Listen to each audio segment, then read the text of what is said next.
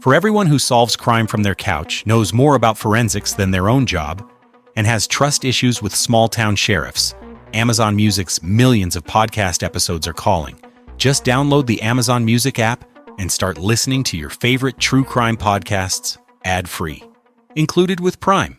You're listening to the Sisters in Loss podcast, a faith-based podcast that spotlights Black women who replace silence with storytelling around pregnancy and infant loss and infertility. Black women experience miscarriage and stillbirth 4 to 5 times more likely than white women, according to the NIH and CDC. Whether you've experienced a miscarriage, infant loss, stillbirth, are trying to conceive, or have an infertility diagnosis, you will learn about resources and strategies to heal, gain clarity, peace, hope, and find an empowering path forward after loss. I'm your host, Erica M. McAfee, and you will hear me interview sisters in loss who have healed from such a painful and traumatic experience by sharing their testimonies and stories to inspire and help others turn their pain into their purpose. Now let's get started.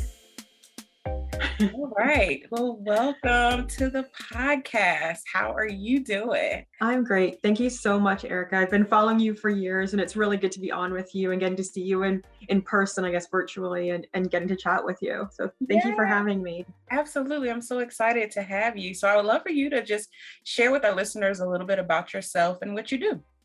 Okay.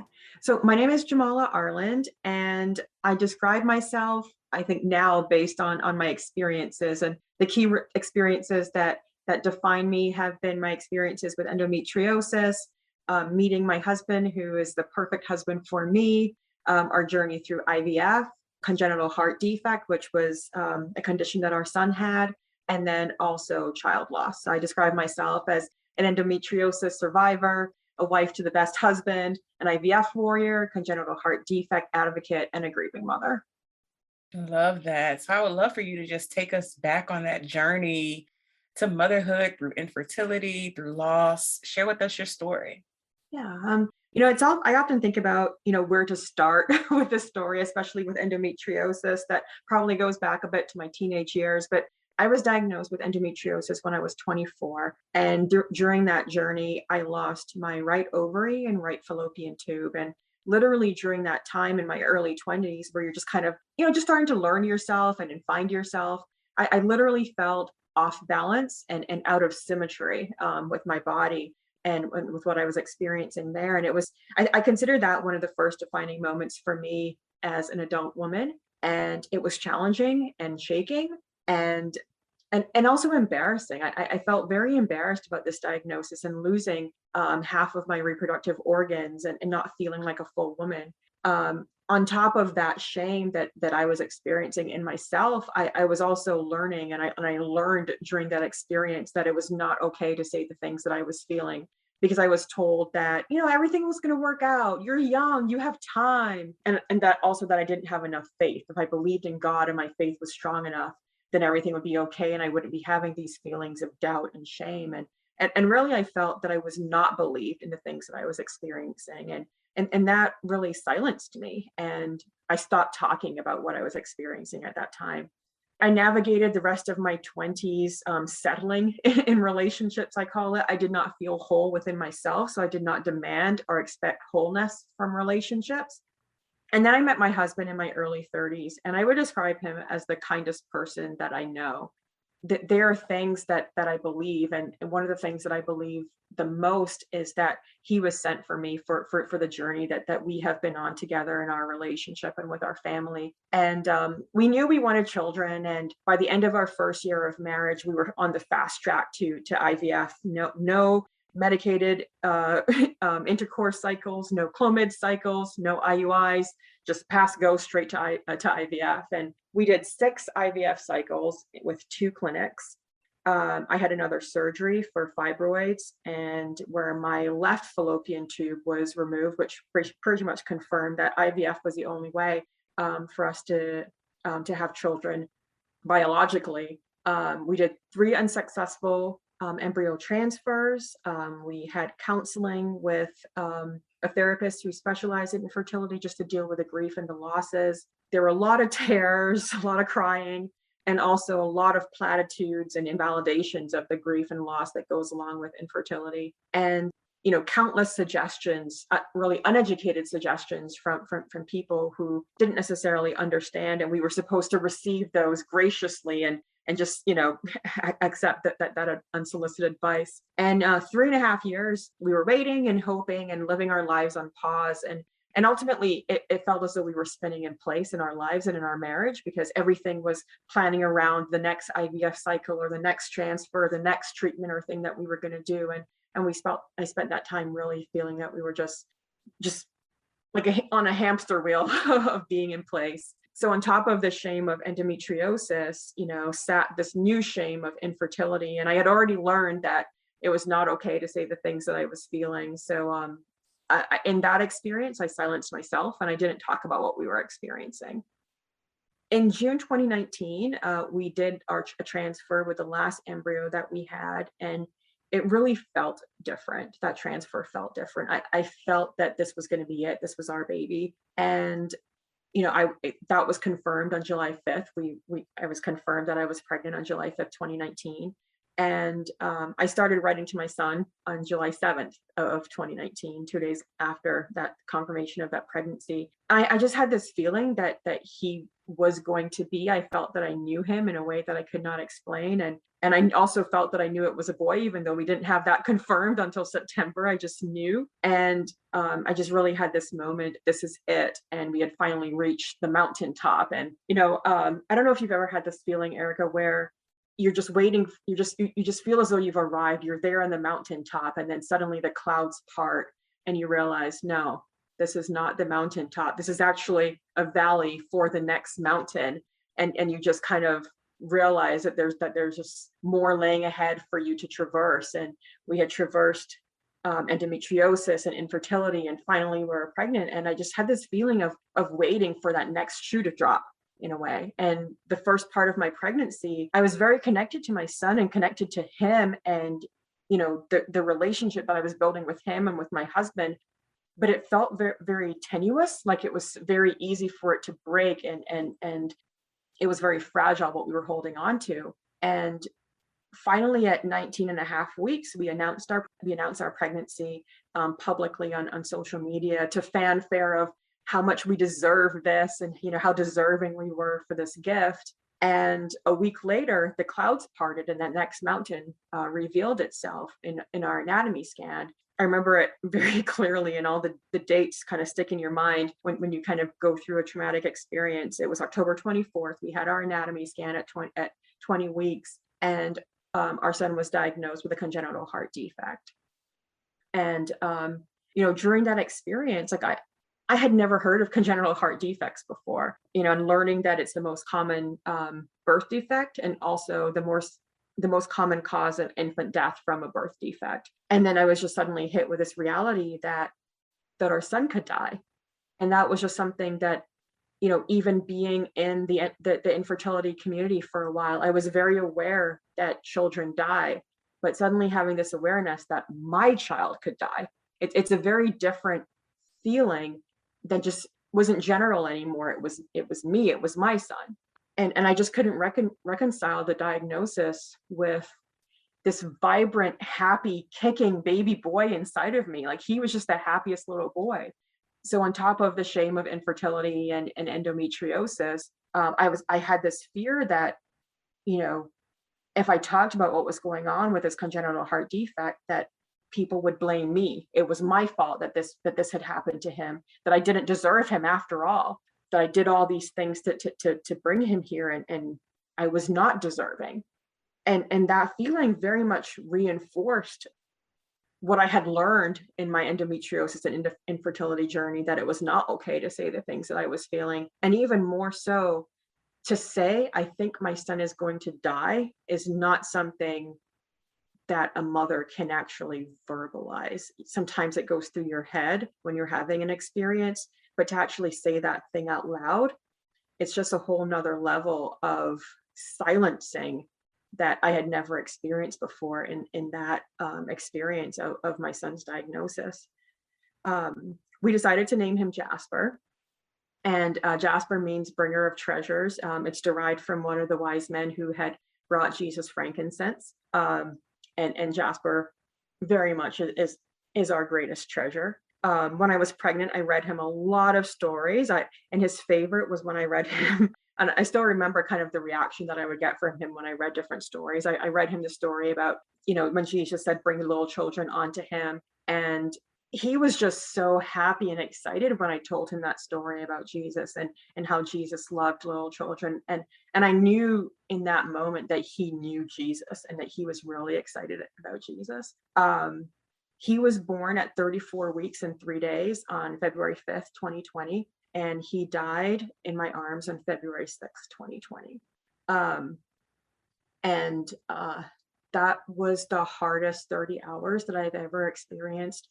And that moment in that time of holding him and watching him die, I think was the hardest thing that I've ever been through and seen. People talk about, somebody had a peaceful death. And I really don't understand that because, in my experience there, holding him, watching him die, it did not feel peaceful to me. I do hope that he felt peace and knew love in that moment. And, when I think back on it, I think about things like, wishing very much that I could have saved him from the pain that he experienced in his short life. But I also have the realization now that he lived a whole life. And, he didn't have all the his life experience didn't have all the aspects that come from living a long life, but he had all the emotions of living a whole life. And I recently was reading Glennon Doyle's Untamed. And in that book, she says, the truest, most beautiful life never promised to be an easy one. And he had a true and beautiful life. And, that's something that I think about, like all the experiences that he had. And as much as a mother, wishes she can take pain from her child, that is what makes life whole. And I know that in those 30 hours, he had a lot of experiences. He experienced love. I'm sure there were points where he was scared. But I the thing that I just hope most is that he just knew that his dad and I, that we were there and that we loved him very much, and we love him very much still. And Jasper had a congenital heart defect that was considered operable. I remember the doctors saying, "Don't worry, we can fix this." And thinking back now of what does that mean to fix something, and even just thinking about that, like the idea of what he would have experienced had he lived and had his CHD surgery. Kids who have congenital heart defects deal with so much developmental delays, other birth defects, just the implications and impacts from multiple surgeries. And we later found out that Jasper had a genetic mutation that's quite rare, that ultimately that was the cause of his death, and his lungs were very undeveloped, and that's why he did not survive. I often romanticize what life might have been like, had he lived, and parenting a medically fragile child. And that experience in itself, I imagine is not easy. And sometimes I think too, when people say things very nobly when they're pregnant, when someone asks, do you want a boy or a girl? And they say, I want a healthy baby. As long as the baby's healthy, I don't care. And that's a very noble thing to say. I don't care as long as they're healthy. And I have to say to myself, like, I just want him. Like, I just want him. Like, however he was going to be, however he was, whoever he was, I just want him. And I just miss my son. So that's just like one thing that I think about often. So that's just like, that's just our story. No, obviously I can relate to you with I know you that can. sentiment of wanting a healthy baby. And I always question people back when they say that, because I'm like, well, what if the baby was not healthy? Exactly. You would still love them the same. You would still find things about them that you can brag about and show and understand and try to normalize. So my sentiments with you on that, and understanding all that you have gone through to journey to this point with endometriosis, going through infertility, all those IVF treatments, losing, part of your reproductive health system. And then, going to the hospital and leaving empty-handed, Yep. no parent should ever have to travel through that journey. But I thank you for your bravery, for sharing your experience. I think that a lot of the listeners and those who are watching will definitely understand what that feels like, especially those who have gone through a NICU experience with a baby who passes away in the NICU Yeah. and are given a prognosis that's not, doesn't look good even in utero. So I would love for you to take us on what happened after he passed away. Were you all given the opportunity to take some tubes out of him, take him off of life support, and actually hold and spend time with him after he passed away? Did you have a memorial service for him? How was those first, few moments in those first weeks after he passed away? Yeah. Um, thank you for sharing that and asking, because it's really interesting because people don't ask those questions. People, I think, sometimes forget that after your baby dies, like there's all the normal things that happen when an adult dies. I think people forget all the things that you're experiencing on top of all the postpartum things that you're going through. And like you said too, like you were talking about just medically fragile children and normalizing that experience of parenthood and pride, that also translates to bereaved parenthood. I still have a lot of experiences and stories and memories of my son that I'm very proud of, to talk about and to share, but it's often met with like, this really awkward silence of like, we can only talk about certain children, the ones that are healthy and the ones that are alive. We can't talk about sick and dead children, which is just very bizarre in our society. But after Jasper died, we did get to hold him, and our doctors and nurses were so very compassionate.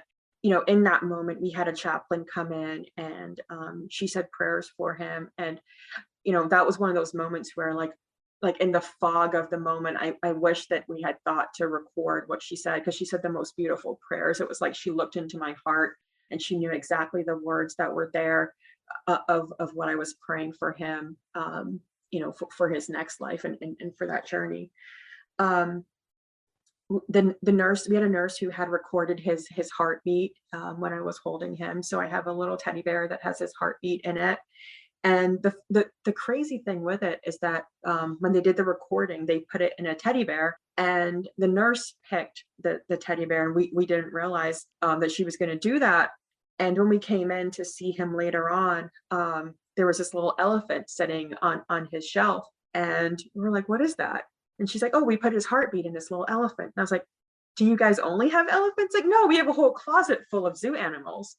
And of all the animals for them to pick, elephants, that we were decorating his nursery with elephants. So that was his animal. So it just felt as though like, she was guided to pick the animal that was perfect for him and perfect for us. After he passed away, I had a C-section. So, I was still very limited in my mobility, and I had postpartum preeclampsia. So I was on a magnesium drip, which just creates a whole mind fog. So a lot of my memories just are very foggy. But I was also, physically couldn't do a lot. My husband, I watched my husband bathe him. So he got to bathe him, and I took some pictures of that. And that's something that was really special, to really watch my husband with his son and have those moments as a father and doing the things that I know that he would have wanted to do with his son. Um, they took pictures of him and just gave us like, just a really nice box with his prints and his handprints and footprints. And, those are things that we treasure very much. We have a keepsake box for him that continues to grow even in death.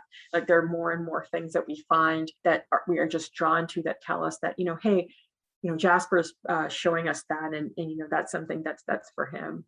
So we were able to do those things. After we went back to our room, I took a nap, and then I actually realized that I hadn't kissed him. And it was just I was awoken to this feeling like I need to go back and spend more time with him. I need to hold him again. I need to kiss him. And that was not something that I necessarily knew that I could do or that I was supposed to do, but I was very drawn to doing it. And we went back and we held him again. And by that time, the nurse had cleaned him up a little bit. All the machines in his room had been moved. And it was just very quiet and very peaceful. And, the experience of his death was traumatic, but that going back to his room after and spending that time with him, I'm so glad that I did that, because it actually kind of created this other image in my head of the death experience, honestly. And he just looked so peaceful and just calm lying in his bed. And I got to hold him again and kiss him, and my husband actually held him too a little bit longer, and we just got to spend more time with him. So the nurses and doctors at our hospital were so very compassionate and really gave us the time and space to spend time with him. It was February 2020 when he was born and died, so right at the beginning of a global pandemic. So the world really shifted in terms of what we felt that we could do. My husband felt very strongly that he did not want to have a funeral. He felt that he wanted to celebrate our son's life, and he didn't want people, the word he actually used was pity. He did not want to feel pity from people about our son. He wanted to celebrate him and have a good experience in his death and really bring meaning. And we had been planning to do this walk for Mended Little Hearts of Central Virginia in April. And so what we decided to do was a couple things. We did a t-shirt campaign on Bonfire to raise funds for the Children's Hospital where he was staying in. And we raised about $20,000 through our t-shirt campaign to donate to the Children's Hospital. And at the Children's Hospital, we're actually going to be having a playroom in a new hospital, the new tower of the hospital that they're building that'll come in 2023 that will be named after him. So it'll be Jasper's Playroom. And with Mended Little Hearts, we raised another $20,000 to donate to Mended Little Hearts of Central Virginia for the walk.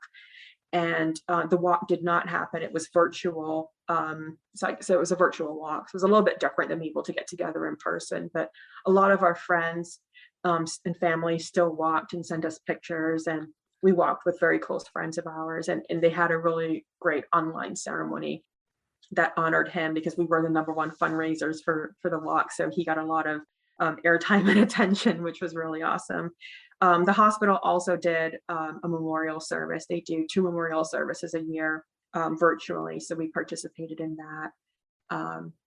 So I feel like a lot of our grief experience has been, in the midst of a global pandemic. And in some ways, I feel like our experience of grief was also while everybody else in the world was grieving. And in some ways, I do feel sometimes that we got lost in the shuffle in just in terms of like some of the supports and stuff like that usually happen. And I know a lot of people have experienced that in this pandemic too.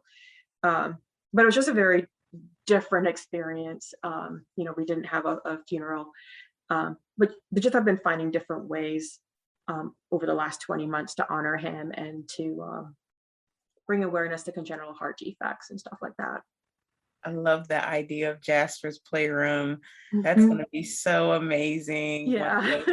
Yes, that's so awesome. I'm so happy that you all are continuing to really put the information out there about congenital heart defects and really advocating for your son and keeping your son's memory alive by doing all the work that you're doing. So it's so commendable and I absolutely love it. Definitely something to continue to support. So how for folks who are listening or watching, how can they contribute to Jasper's Playroom? Oh, that's so kind.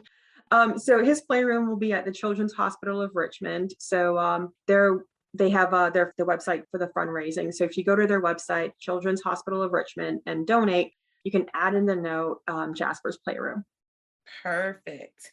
Yeah. So it's been, a full year since all of this, a little bit, almost going on 2 years since you've gone through this such traumatic experience. How do you feel like you've gone through your own grief journey? How have you used any other tools? Obviously you listen to the podcast, but, have you listened to, read books or listened to other podcasts, participated in like group therapy or with a therapist? Tell us, how have you, what is your modality for going through grief and healing? Yeah. For me, like I jumped head first into grief.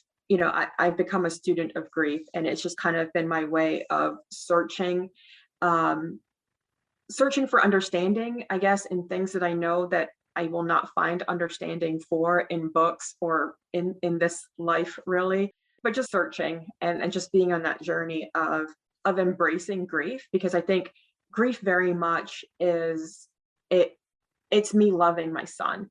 Grief is also me living my life fully, and grief is living. I believe that grief is something to be experienced. It is very much part of the fullness of experiencing life and also living life whole. And since my son died, very much it's been important to me to live my life whole, because you know again, it's just the way that I live for him and live with him, and continue his memory. And in child loss, I have felt very much that I have unlearned a lot of the lessons that I learned in infertility and endometriosis. I speak my truth. I am loud. I'm very vocal about my grief. And I think in some ways, for people that had seen me silent for so long, some people don't necessarily understand it. Some people don't necessarily appreciate it. But I'm living for me. I'm living to honor myself. I'm living to honor my son and my husband and our experience. And, really that's the most important thing. And this is me. I'm a griever. And, that's a big part of who I am. And I think that's very much a part of, living a wholeness of life. Like I said, I read a lot. One of the first books that I read in grief was It's Okay That You're Not Okay by Megan Devine. And from there, I found her writing group. She does an online 30-day grief writing group, Writing Your Grief. And I did that in March of 2020.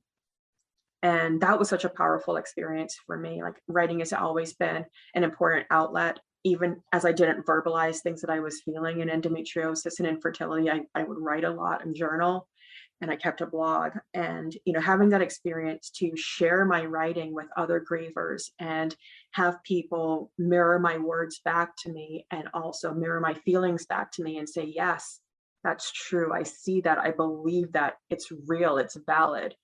Was such a powerful experience going through that course.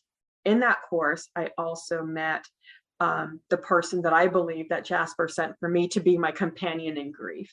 And that was, there was another bereaved mother in the group. Her name is Samantha, and her son Reed died in December of 2019. And, the experience of meeting her and journeying through those 30 days in the writing group was just so powerful. And we've become friends since. And we very much believe that Reed and Jasper are responsible for connecting us, and that they are best friends, and they, wherever they are, and they wanted us to have each other here. And really from that experience, it was really very much about learning about the importance of grief community and friendship in grief, and also the mutual sharing of pain. It's in a way that where, you have the 1+1 of grief, and somehow you lift each other together, and it's lighter than two. With that coming together and that sharing of pain. I very much felt that in that group. I've also read another book that's been really powerful, Shelby Forsathia's Permission to Grieve. And it's very much about, just owning that grief, and how much grief is a part of life. And I've also done her online course, Life After Loss Academy. I have a local grief counselor that I've been seeing for the last 20 months, and she's been a huge supporter. The shirt that I'm wearing, it's from Hayden's House of Healing, and they host grief retreats. They're in New Jersey, and I attended a weekend grief retreat for bereaved parents, and it was just such an experience of openness. Like, I walked through the doors of that house, and the tears just started coming down my face. So I just had this release by entering that space, and just having that weekend with other grieving parents, and talking about our children, finding different outlets for our grief through crafts and community. So just a lot of different things that, have really been, just trying to tap into as many resources as possible. Another thing that I really enjoy doing, the Lucky Anchor Project, they have a monthly online meetup group for bereaved parents. And that's been a huge source of community. So it's really been just having those opportunities. And it's just kind of crazy how the online community from infertility to grief is just so so amazing and welcoming in a way that sometimes real life, in air quotes, is not. You go to the internet and you just find people who have the same experiences and say, yes, I see you and it's real. And that's just been so impactful for me, like just finding community. Yes, I love that. And you share so many different examples and books. I think that it will definitely be beneficial for those people to definitely go back and visit those resources. I'll make sure I link them all in our Awesome. show notes and in the description box, because I think they're great resources to find community and find your people. I think that Mhm. everybody has a different way or may need different things as they navigate their journey. So I'm thankful for you for going on and doing that research to find Exactly. your place and find Exactly. And your just like community. trying different things. Exactly. Like, Absolutely. one thing may not work for you. And I'm just like, just opening myself wholly and fully to any experience to commune and share. And sometimes, like, you're sharing with somebody or you're sharing something and you're being open and it takes a lot out of you. Like sometimes I'm just so tired and sometimes I feel like in the sharing, like I'm breaking myself apart into those layers and into those pieces, and then rebuilding in a way that, that honors me, honors my experience, and also makes me feel more whole than I've ever felt before in this person that I am, because I'm acknowledging those broken places, but also feeling more whole and filling in them in a way that I didn't before when I allowed myself to be silent. Absolutely. I love that. I absolutely love that. So I would love for you to leave our listeners with some encouraging words. Those who may be navigating through their own grief journey, may be going through IVF cycle right now, and those who may just be thinking about what the next steps are as they think about expanding their family and becoming mothers and parents. So what encouraging words can you leave with our listeners? Yeah, I'm probably not the best person for encouragement, Erica. One of the things that that I will say though, because I don't very much, I don't believe, in words like "don't give up, everything will be okay," because that's just not facts. And sometimes, you know what, the best thing for you to do is to give up, and it's not, and in that way, it's not giving up. It's actually listening to yourself and having that knowing of when you've reached that point where it's time to take another course and to do something different, and that is okay. And just a terminology of "don't give up" just kind of makes you feel like, okay, well, if I've had enough, if I've come to the end of my road, that somehow that's not okay.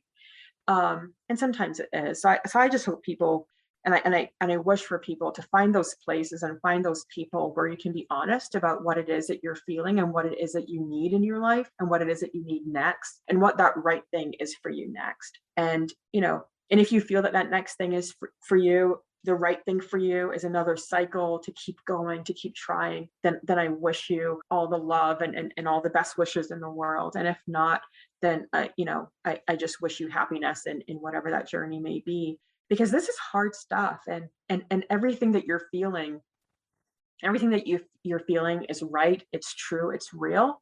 And I guess the last thing that I would say is I believe you, because that's something that I very much have wanted to hear in a lot of different experience, just to feel believed in whatever it is, that decision that you're making. Perfect. No, I think that was perfect. As much as you're like, I don't think I can leave encouraging words. No, that was perfect. Perfect to sum it up. So where can we connect with you after this episode goes live? Give me all your Oh. social media where we can look for you. So I am on social media on Instagram. I'm on Instagram at a legacy for Jasper, and that's a legacy for Jasper. I'm also, and I didn't tell you, I'm also working on a book. It's actually coming in February 2022. So my book will be available on my Instagram page, on Amazon, and other places where you get books. And what it is, it's a gift book. It's a companion book for bereaved parents, and it's really, it's a story, and it's the story of an experience through motherhood, through child loss, through connecting with children who have passed away, through a story of friendship, and it's really just something tangible for bereaved parents to hold and to have. And my goal with the book is to donate all profits to institutions supporting medically fragile children and bereaved parents. So like Mended Little Hearts, like the Children's Hospital of Virginia and Hayden's House. So both books and proceeds, I plan to donate all of those. And, just to reach as many bereaved parents as possible. So, maybe Erica, like when it comes out, I could maybe something with you where I can kind of give you books so that you can share with your listeners and the community that you have built. Absolutely. So excited about that. And we definitely will keep in touch when that book definitely goes live so we can promote it and people can get it into their hands. So thank you so much for being on the podcast and sharing your story with us. I know that everyone listening who has gone on this journey definitely can get something from each of the things that you dropped in this episode. So thank you so much. Oh, thank you. It was really great to talk to you. Thank you for listening to today's episode. For show notes, go to sistersinloss.com. To stay connected with us and join the Sisters in Loss community and receive my weekly newsletter, please go to sistersinloss.com/newsletter. That is sistersinloss.com/newsletter. Please rate and review this episode, and I will talk to you next week. Marketing is hard. But I'll tell you a little secret. It doesn't have to be. Let me point something out. You're listening to a podcast right now, and it's great. You love the host. You seek it out and download it. You listen to it while driving, working out, cooking, even going to the bathroom. Podcasts are a pretty close companion. And this is a podcast ad. Did I get your attention? You can reach great listeners like yourself with podcast advertising from Libsyn Ads. Choose from hundreds of top podcasts offering host endorsements, or run a pre-produced ad like this one across thousands of shows to reach your target audience in their favorite podcasts with Libsyn Ads. Go to libsynads.com, that's LIBSYN, ads.com today.